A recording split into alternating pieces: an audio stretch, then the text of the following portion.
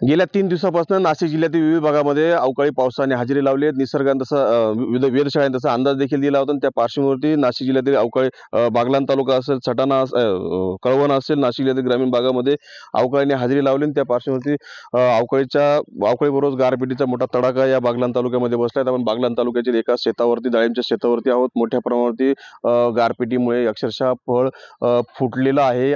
तोंडाशी आलेलं जे पीक होतं आता शेतकऱ्यांना सोडण्याची परिस्थिती निर्माण झालेली आहे. पूर्ण बागांमध्ये अक्षरशः कांद्याबरोबरच डाळिंब बागाचा फुलळा पूर्ण गळालेला आहे आणि असलेल्या पिकावरती गारांचा मारा झाल्याने मोठ्या प्रमाणात या ठिकाणी नुकसान झालं आहे आणि इथल्या नुकसानग्रस्त शेतकरी आपल्या सोबत आहेत.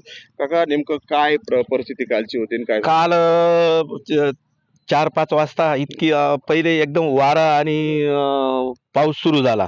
नंतर एवढी गार पडली ना, इथं डायरेक्ट 4-6 इंचाचा चर होता गारेचा आणि एवढी नुकसान झाली आमची. ही एक फळ कामात येणार नाही काही. सगळी नुकसान झाली. कांद्यांची सगळी नुकसान झाली. किती डाळिंब होतं आणि किती नुकसान झालं? हे 4 एकर डाळिंब होतं. हे जवळजवळ 7-8 लाखाची नुकसान झाली.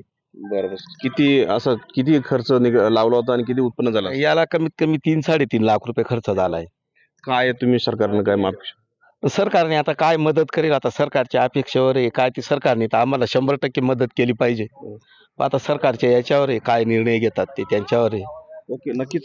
ज्या पद्धतीने शेतकऱ्यांच्या बागांमध्ये फुलोरा तर गळलाच, परंतु असलेल्या झाडांवरती असलेल्या फळांचा देखील मोठं गारपिटीमुळे मोठं नुकसान झालं आणि आता तोंडाशी आलेलं पीक या ठिकाणी शेतकऱ्यांना सोडावं लागणार आहे. मनोहर शेवाळे, टी9 मराठी, सटाणा, नाशिक.